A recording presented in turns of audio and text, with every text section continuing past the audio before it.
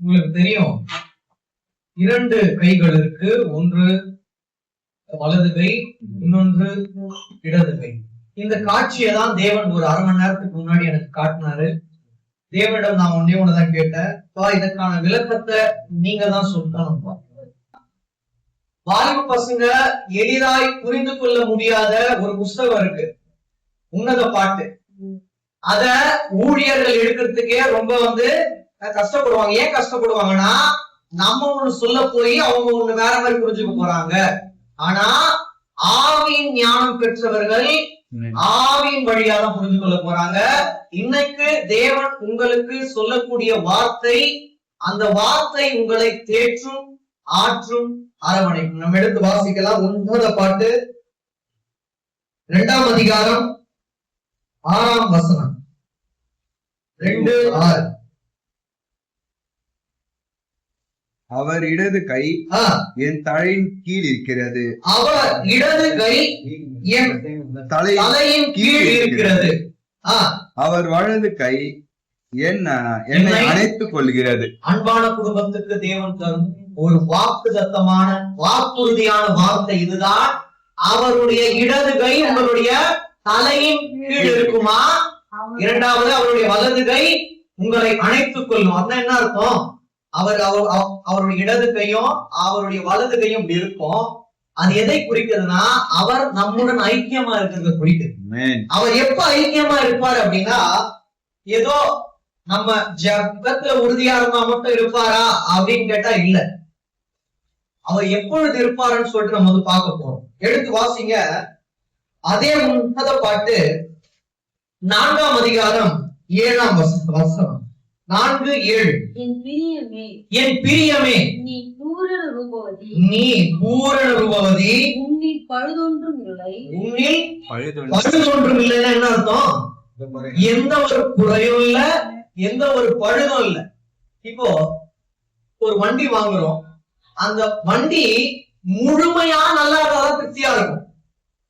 அது எந்த வண்டி வாங்கினாலும், கார் வாங்கினாலும் சரி, நம்ம பைக் வாங்கினாலும் சரி, ஏன் சைக்கிளே வாங்கினாலும் அதுல ஒரு பழுது இல்லாம இருந்தாலும் நமக்கு திருப்தியா இருக்கும். சின்னதா கரை இருந்ததுன்னு வைங்களேன், இப்பதான் புதுசா வாங்கிட்டு வந்தோம், இப்படி ஆயிடுச்சுன்னு சொல்லிட்டு இருதயம் என்ன ஆகும்? நமக்கு சோர்ந்து போயிடும். அப்போ தேவன் நம்ம எப்படி பாக்குறாருன்னா, அவர் ஆவிக்குள்ளாக அற்புதமாய் நம்மை நடத்தி கொண்டு வந்தார். அவர் எதிர்பார்க்கிற ஒரே விஷயம், ஒரு பழுது இருக்க கூட. அவ்வாறு இருக்கும் போது அவருடைய இடது கை நம் தலையின் கீழ் இருக்கும், அவருடைய வலது கை நம்மை அணைத்துக் கொள்ளும். இங்க பாருங்க, இங்க 4:7 பாருங்க, என் பிரியமே நீ பூரண ரூபவதி. அப்போ பழுதொன்றும் இல்ல அப்படின்னா நம்ம பூரண ரூபவதியா இருக்கும். இப்ப பூரண ரூபவதி யாரை குறிக்குது? உங்களை குறிக்கல, என்ன குறிக்கல, நம்ம எல்லாரையும் குறிக்கும்.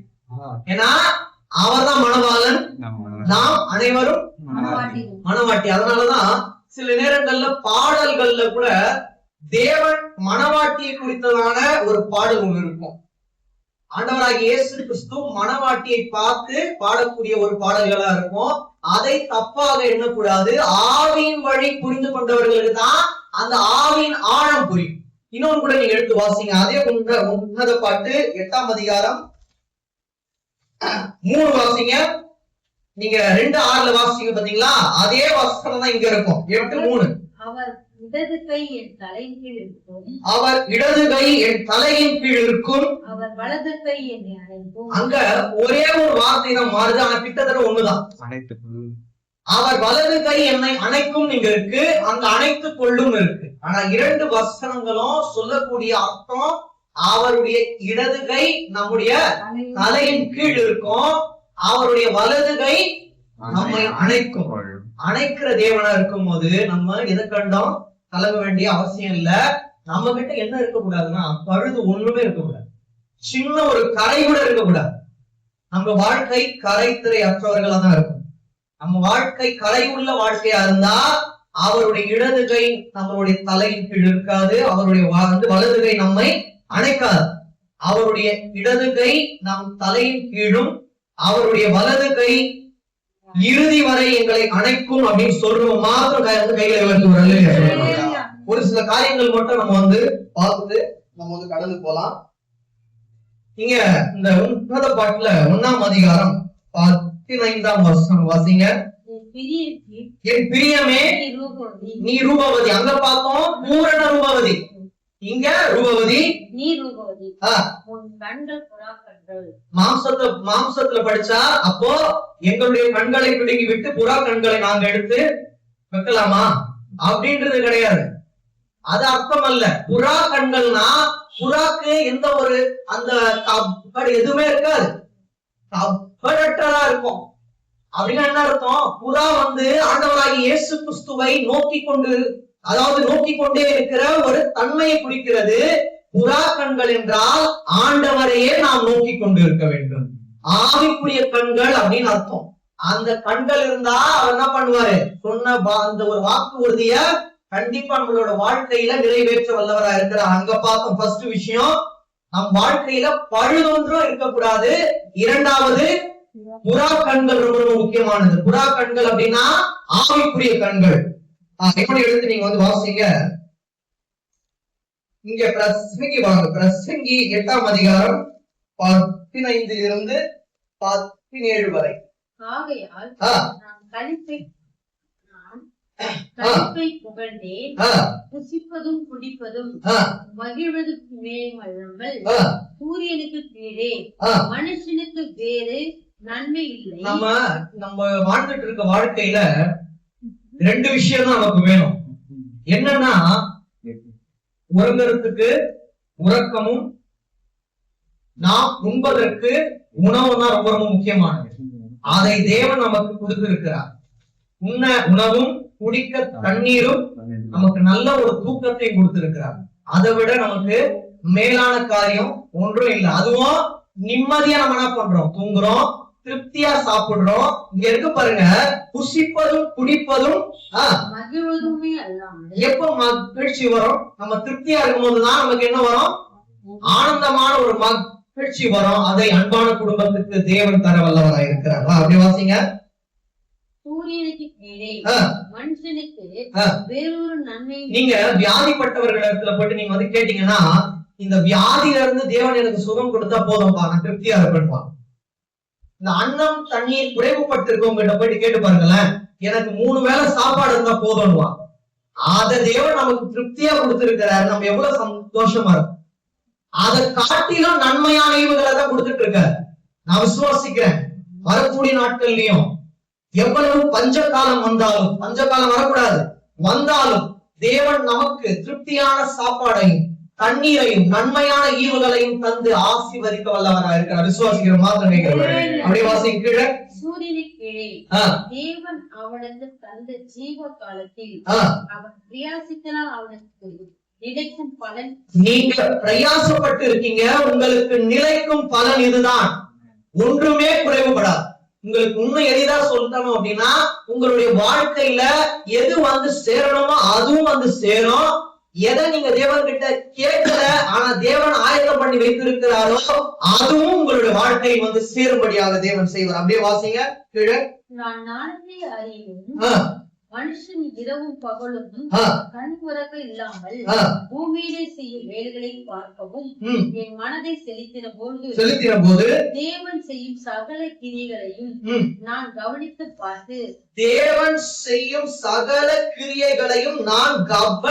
பார்த்து சூரியனுக்கு கீழே செய்யப்படும் கிரியை மனுஷன் கண்டுபிடிக்க கூடாது என்று கண்டேன். அதை அறியும்படி மனுஷன் பிரயாசப்பட்டதும் அறிய மாட்டேன், பிரயாசப்பட்டாலும் அறிய மாட்டான். அதை அறியாமல் அதை அறியலாம் என்று ஞானி எண்ணினாலும் அவனும் அதை அறிந்து கொள்ள மாட்டான். எதைனா தேவன் நம்மளோட வாழ்க்கையில செய்த கிரியைகளையும், இப்ப செய்துட்டு இருக்க கிரியைகளையும், இனிமேட்டு செய்ய போற கிரியைகளையும் நாம் எவ்வளவு பிரயாசப்பட்டாலும் அறிந்து கொள்ள முடியாது. ஏன்னா அது தேவனுக்கு மட்டும் தான் தெரியும். அது அற்பமாலாம் இருக்காது, அற்புதமா இருக்கும். விசுவாசிகள் மாத்திரம் கையில இன்னும் கூட நம்ம எடுத்து வாசிக்கலாம். அதே பிரசங்கி 10:2. ஞானியின் இருதயம் வலது கையிலும் இடது கையில் இருக்கும். அப்போ ஞானியின் இருதயம் வலது கையிலும் இருக்கும் அப்படின்னா தேவனுடைய வலது கையில இருக்கும். அப்போ மூடரோட இருதயமோ இடது கையில் இருக்கும். அங்க பார்த்தோம், அவருடைய இடது கை நம்மளுடைய தலையின் கீழே இருக்கு, அவருடைய வலது கை நம்மை அணைக்கும் பார்த்தோம். அது வேற ஒரு ஆவிக்குரிய அர்த்தம். இங்க சொல்லப்படுற ஒரு ஆவிக்குரிய அர்த்தம், ஞானி அப்படின்னும் போது ஆண்டவராகிய இயேசு கிறிஸ்துவோட வலது கைக்குள்ள அடங்கி இருப்பான். ரெண்டாவது பாருங்க, மூடனின் இருதயமோ இடது கையில் இருக்கும் அப்படின்னா பிசாசின் இடது கையில் இருக்கும். வித்தியாசம் இருக்குது. அப்போ நாம் எங்க இருக்கிறோம்? ஆண்டவராகிய இயேசு கிறிஸ்துவின் வலது கையில. பிசாசு என்ன பண்ணுவான்? இடது கையை கொண்டு நம்மள பின்மாற்றத்துக்குள்ள தள்ள பார்ப்பான். ஒரு நாளும் அவனுக்கு இடம் கொடுக்காது. அவருடைய பலத்த கைக்குள்ள, வலது கைக்குள்ள நம்ம அடங்கி இருக்க வேண்டியது ரொம்ப ரொம்ப முக்கியமானது. அந்த 10:8 வாசிங்க. படுகுழியை வெட்டுகிறவன் அதிலே விழுவான், அடைப்பையை பிடுங்குகிறவன் பாம்புகள். யாரு படுகுழியை வெட்டுறாங்களோ அதிலே விழும்படியாக தேவன் செய்வார். நான் சொல்லல, வேதம் சொல்லுகிறது. தேவன் உங்களுக்கு வெளிப்படுத்துறார். படுகுழியை வெட்டுகிறவன் அதிலே விழுவான், அடைப்பை பிடுங்குகிறவனை பாம்பு கடிக்கும்னா பிசாசு அவங்களுடைய வாழ்க்கையை நாசமாக்கி போட்டு விடுவான். இதை ஏதோ சொல்ல வேண்டும் என்று சொல்லவில்லை. தேவனுடைய வார்த்தையில் விசுவாசம் இருக்கிறதினால், தேவன் சொல்லுகிறதினால் இந்த வார்த்தையை இன்னும் அழுத்தம் கொடுத்து சொல்ற. படுகுழியை வெட்டுகிறவன் அதிலே விழுவான், அவன் வெட்டின குழியில அவனே விழுவான். அப்புறம் பாருங்க, அடைப்பை பிடுங்குகிறவனை பாம்பு கடிக்கும். பிசாசு ஒருத்தருடைய வாழ்க்கையில வந்து விட்டால் அவங்களோட வாழ்க்கை என்ன பண்ணிடுவான்? அவன் கெடுத்துருவான். ஆண்டவராகிய இயேசு கிறிஸ்து அவர்களோட வாழ்க்கை சீர்கெட்டதாக இருந்தாலும் அதை அற்புதமாய் அழகாய் மாற்றுவான். நம்ம அப்படிதான் இருந்தோம் ஆரம்ப காலகட்டத்துல. தேவன் மட்டும் நம்மளை தெரிந்து கொள்ளாது இருந்திருந்தா நம்ம என்றோ மறிச்சு போயிருப்போம். இன்று அவர் தெரிந்து கொண்டு எல்லாருக்கும் முன்பாக உத்தம சாட்சியாக வைத்திருக்கிறார். அதற்கு எவ்வளவு கோடிகள் நன்றி சொன்னாலும் பத்தாது, போதாது, சொல்லிக்கொண்டே இருக்கலாம். இன்னும் கூட எடுத்து வாசிங்க. 11ஆம் அதிகாரம் 9-10 வாசிங்க. வாலிபனே, உன் இளமையிலே சந்தோஷப்படு. வாலிபனே, உன் இளமையிலே சந்தோஷப்படு. இப்போ நீங்க இந்த 9 இருக்கு பாத்தீங்களா, அந்த கடைசி பாகம் வரைக்கும் வாலிபர்களுக்கு ரொம்ப சந்தோஷமா இருக்கும். வாசிங்க. வாலிபனே, வாலிபனே, உன் இளமையிலே சந்தோஷப்படு. உன் இளமையிலே சந்தோஷப்படு. ஆண்டவராகிய இயேசு கிறிஸ்து பண்ணிட்டாரு, வாக்குறுதி கொடுத்துட்டாரு. உன் இளமையிலே சந்தோஷப்படு. இனிமேட்டு எப்படி இருக்கும்? சந்தோஷமா இருக்கும். அதுக்கப்புறம் உன் வாலிபன் நாட்களிலே உன் இருதயம் உன்னை பூரிப்பாக்கட்டும். உன் இருதயம் உன்னை பூரிப்பாக்கட்டும். உன் நெஞ்சின் வழிகளிலும், உன் நெஞ்சின் வழிகளிலும், கண்ணின் காட்சிகளிலும் நட. உன் கண்ணின் காட்சிகளிலும் நட. ஆனாலும் இது வரைக்கும் நல்லா இருக்கும். உன் கண்ணின் காட்சிகளிலும் நட. அது வரைக்கும் திருப்தியா இருக்க மாதிரி இருக்கும். அதுக்கப்புறமா தான் பாதாளத்தின் வாசல் திறந்தா எப்படி ஆபத்தா இருக்குமோ, மனசு ஒரு மாதிரி சஞ்சலத்தோட இருக்குமோ அப்படி மாற போது பாருங்க. ஆனாலும் இவை எல்லாவற்றின் நிமித்தம், ஆனாலும் இவை எல்லாவற்றின் நிமித்தமும் தேவன் உன்னை நியாயத்தில் கொண்டு வந்து நிறுத்துவார் என்று அறி. தேவன் உன்னை நியாயத்திலே கொண்டு வந்து நிறுத்துவார் என்று அறி. அப்ப என்ன ஆயிடும்? என்னோட கண்ணின் காட்சி நடக்க மாட்டேன், என்னுடைய இருதயத்தை கேட்க மாட்டேன். அவர் இருதயத்துக்குள் வரும்போது அவர் என்ன சொல்றாரோ அதை கேட்பேன். அவர் என்ன ஆவிக்குரிய பார்வையில என்ன நடத்துறாரோ அதை பார்ப்பேன். அப்பொழுதுதான் தேவன் என்ன பண்ணுவாரு? நம்மளோட வாழ்க்கையில அநியாயமான காரியங்களை செய்ய மாட்டார். அவர் நியாயத்துல கொண்டு வந்து நிறுத்தும் போது நியாய தீர்ப்பின் நாள்ல நம்மை திருப்தியா இருக்கும்படி செய்வார். அப்ப நியாய தீர்ப்பின் நாள்ல நம்ம கஷ்டப்படணுமா திருப்தியா இருக்கணுமா? இத கஷ்டப்படணும்னு சொல்றோமா வந்து கையில இருக்கு, திருப்தியா இருக்கணும் அப்படின்னு சொல்றோமா கையில இருக்கு. அப்போ ரொம்ப முக்கியமானது, வாலிபனே உன் இளமையிலே சந்தோஷப்படு. உன் வாலிப நாட்களிலே உன் இருதயம் உன்னை பூரிப்பாக்கட்டும். உன் நெஞ்சின் வழிகளிலும் உன் கண்ணின் காட்சிகளிலும் நட. ஆனாலும் இவை எல்லாவற்றின் நிமித்தமும் தேவன் உன்னை நியாயத்திலே கொண்டு வந்து நிறுத்துவார் என்று அறி. அந்த அறிகிற அறிவு இருக்கணும். வாக்குறுதியை கொடுத்துட்டாங்க, மேல் பாகத்தை மட்டும் படித்து கொண்டு போக கூடாது. கேட்டாதான் சொல்லுவாங்க, வேதத்திலேயே அப்படிதான் இருக்கு, நாங்க அப்படிதான் நடப்போம் அப்படின்றது மாம்ச கிரியை. அதுக்கு இடம் கொடுக்க கூடாது. முழுமையா படிக்கணும். எதை படிச்சாலும் முழுமையா படிச்சாதான் ஆவிக்குரிய ஆழம் உங்களுக்கு விளங்கும். கீழே வாசிங்க. நீ உன் இருதயத்திலிருந்து சஞ்சலத்தையும் உன் மாம்சத்திலிருந்து தீங்கையும் நீக்கி போடு. இளவயதும் வாலிபமும் மாயே. இளவயதும் வாலிபமும் மாயே. மாயைதான் இந்த காலகட்டம். என்ன காலகட்டம்? மாயையா காலகட்டம் தான். வரக்கூடிய நாட்கள்லாம் நீங்க எதை கண்டாலும் மாயை தான். இந்த ஆவியின் வார்த்தையும் தேவனை மட்டும் தான் உண்மை. அதை மட்டும் நம்பி வாழுங்க. மாயையாவே இருந்தாலும் தேவன் உங்களோட பாதையிலிருந்து விலக்குவார். நிஜமான தேவனை உங்களுடைய வாழ்க்கையில் ஆட்கொள்வார். ஏன் தெரியுமா இவ்வளவு வார்த்தைகள்? ஏன்னா அவருடைய இடது கை உங்களுக்கு பாதுகாப்பா தலையின் கீழே இருக்கு, வலது கை அணைத்து கொண்டு இருக்கிறது, விடமாட்டார். ஆனா சில காரியங்களை செய்ய வேண்டிய கட்டாயம் இருக்கிறது. நீ உன் இருதயத்திலிருந்து சஞ்சலத்தையும் உன் மாம்சத்திலிருந்து தீங்கையும் நீக்கி போடு. அவருடைய இடது கையும் வலது கையும் உங்களை ஆற்றி தேற்ற வேண்டுமானால் ரெண்டு விஷயத்தை நீக்கணும். சஞ்சலத்தையும் மாம்சத்திலிருந்து தீங்கையும் நாம் நீக்கி போடுவது ரொம்ப ரொம்ப முக்கியமாக இருக்கிறது. அது இங்க இந்த 11:5 வாசிங்க.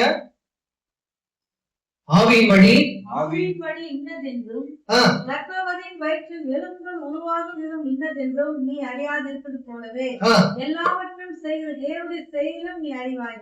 நீ அறியாய் அப்படின்னா என்ன அர்த்தம்? அவர் என்ன செய்ய போறாரோ நமக்கு தெரியாது. ஒரு கர்ப்பவதிக்குள்ள பிள்ளையை கொடுத்து எப்படி எலும்புகளை தேவன் உருவாக்குறாருன்னு சொல்லிட்டு நமக்கு தெரியாது. தேவன் எல்லாவற்றையும் ஆராய்ந்து அறிந்திருக்கிறார். அதெல்லாம் எதை வச்சு கம்பேர் பண்றாங்க பாருங்க. ஆவியின் வழியையும் கர்ப்பவதியின் வயிற்றில் இருக்கிற குழந்தையோட எலும்பு எப்படி உருவாகிறதையும் நம்ம எப்படி அறிஞ்சிக்க முடியாதோ அது பாருங்க. தேவனுடைய செய்கைகளையும் நீ அறியாய். அவருடைய செய்கைகளை நம்ம என்னதான் யோசிச்சு பார்த்தாலும் நீங்க எப்படிதான் என்ன இதுவரை நடத்தி வந்தீங்க, இதுவரை நீங்கள் நடத்தி வந்ததற்கு நான் எம்மாத்திரம் அப்படின்னு என்ன அர்த்தம்? நான் ஒன்றும் இல்லதான்ப்பா, ஆனா நீங்க நடத்தி வந்தீங்க. அவர் நடத்தி வந்தாதான் அற்புதமா இருக்கும் நம்மளோட வாழ்க்கை. இல்லைன்னா நம்மளோட வாழ்க்கை எப்படி இருக்கும்? சீர்கெட்ட ஒரு வாழ்க்கையாக தான் இருக்கும். இத பாருங்க. ஆவியின் வழி இன்னதென்றும் கர்ப்பவதியின் எலும்புகள் உருவாகும் இன்னதென்றும் நீ அறியாதிருக்கிறது போலவே எல்லாவற்றையும் செய்கிற தேவனுடைய செய்கை நீ அறியாய். காலையிலே உன் விதையை விதை, மாலையிலே உன் கையை நெகிழ விடாதே. அதுவோ இதுவோ எது வாய்க்குமோ என்று இரண்டும் சரியாய் பயன்படுமோ என்று நீ அறியாயே. வெளிச்சம் இன்பம் சூரியன் காண்பது கண்களுக்கு பிரியமாயிருக்குமோ? மனுஷன் அநேக வருஷத்தில் ஜீவித்து அவைகளில் எல்லாம் மகிழ்ச்சியா இருந்தாலும் அவன் இருளின் நாட்களையும் நினைக்க வேண்டும். அவை அநேகமா இருக்கும் வந்து சமீபத்தில். நீங்க சந்தோஷமா இருந்த நாட்களை விட நீங்க துக்கமான நாட்களை தான் என்ன பண்ணுவீங்க? நினைச்சுட்டே இருப்பீங்க. இனி வந்து சம்பவிக்க போகும் எல்லாமே மாயைதான். சந்தோஷமா இருக்கிறது மட்டும் தான் நமக்கு உண்மை. ஏன்னா அந்த சந்தோஷத்தின் தேவன் தான் அந்த சந்தோஷத்தை கொடுக்கிறாரு. சஞ்சலமான நாட்கள் எல்லாம் உங்களை விட்டு நீங்கிவிடும். ஆனால் சந்தோஷத்தின் பாதையில் நம்மை தேவன் அற்புதமாய் வழி நடத்த வல்லவராய் இருக்கிறார். இப்ப இங்க வரலாம் நம்ம இந்த உன்னத பாட்டு 2:6 வாசிங்க. அவர் இடது கை என் தலையின் கீழ் இருக்கிறது, அவர் வலது கை என்னை அணைத்துக் கொள்கிறது. எருசலேம் வார்த்தைகளே, எனக்கு பிரியமானவர்களுக்கு மனதாக. இப்ப 2:11 இருந்து வாசிங்க. 2:11 இருந்து. இதோ மாரிக்காலம் சென்றது, மழையும் ஓய்ந்தது, பூமியிலே புஷ்பங்கள். என்னமா? மாரிக்காலம் சென்றது, மழையும் பெய்து ஓய்ந்தது. அப்போ இதுல தேவன் சொல்லக்கூடிய ஆவிக்குரிய அர்த்தம் என்னன்னா, உங்களுக்கு இவ்வளவு நாள் வந்திருந்த பிரச்சனைகள் உங்களை விட்டு நீங்கி செல்கிறது. மழை விட்டு நீங்கி செல்லும் போதுதான் அந்த நித்திய சூரியன் வந்து உதிப்பான். பிரச்சனைகள் எல்லாம் உங்களை விட்டு நீங்கி போக வேண்டுமானால் நீங்க எப்படி இருக்கணும்? தேவனுடைய பார்வையில பழுதொன்றும் இல்லாதவர்களா இருக்கும். தீங்கு என்ன பண்ணணும்? நீங்க உங்களிடத்துல இருந்து நீக்கி போடும்.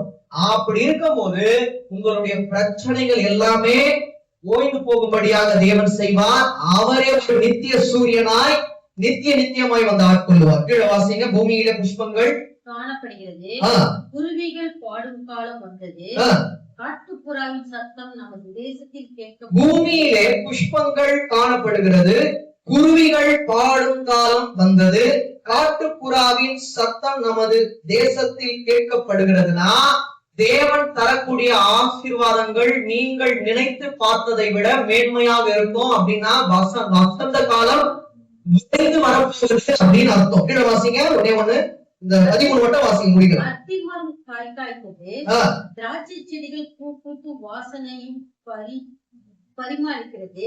என் பிரியமே, என் ரூபவதி, எழுந்து வா. எழுந்து வா அப்படின்றார். எங்க இருந்து? ஆபத்தான நாட்கள்ல இருந்து எழுந்து வா, பிரச்சனைகள்ல இருந்து எழுந்து வா. ஒருத்தங்க வியாதிப்பட்டு இருக்காங்க, ஆண்டவராக இயேசு கிறிஸ்து எழுந்து வான்னு அவங்க வந்து வருவாங்களா இல்லையா? ஏன்னா அவருடைய வார்த்தையில என்ன இருக்கு? வல்லமை இருக்கு. அதை தாண்டி அவங்களுக்குள்ள விசுவாசம், அதனால அவர் எழுந்து வா என்றார். எதை விட்டு? பிரச்சனைகள்ல இருந்து எழுந்து வா. அப்ப உங்களோட வாழ்க்கை இதுவரை ஒரு தாயான வாழ்க்கையா இருக்கலாம், பூ பூத்து கனி தரக்கூடிய வாழ்க்கையாய் தேவன் மாற்ற வல்லவராய் இருக்கிறார். உன்னத பாட்டு 8:3 அதேதான், நம்ம 2:6 வாசம்ல அதேதான். அது வாசிங்க 8:3. அவர் இடது கை என் தலைக்கு இருக்கும், அவர் வலது கை என்னை அணைக்கும். இப்போ இந்த வார்த்தையில எவ்வளவு உள்ள ஆழங்கள் இருக்கு பாருங்க. இதை நீங்க புரிஞ்சு கொள்ளணும்னாலே இன்னொரு தடவை போயிட்டு என்னென்ன தேவன் வார்த்தைகளை கொடுத்தாங்களோ அதை ஒன்றோடு ஒன்று நீங்கள் இணைத்து படிக்கும் போது தேவன் வேதத்தின் ஆழத்தை உங்களுக்கு என்ன பண்ணுவார்? அவரே வெளிப்படுத்துவார். நாங்க சொல்லும் போது சில நேரங்கள்ல பேசுற மாதிரி இருக்கும், தேவன் இடைப்படுற மாதிரி இருக்கும். ஆனால் நீங்க போயிட்டு தியானிக்கும் போதுதான் அந்த உள்ள ஆழத்தை தேவன் உங்ககிட்ட வேற விதமா என்ன பண்ணுவார்? அவர் பேசுவார். ஏன்னா வேதத்தில் இருக்க வார்த்தைகள் தேவன் வித்தியாசமாய் என்ன பண்ணியிருக்காரு? ஒருத்தருக்கும் வெளிப்படுத்துவார்.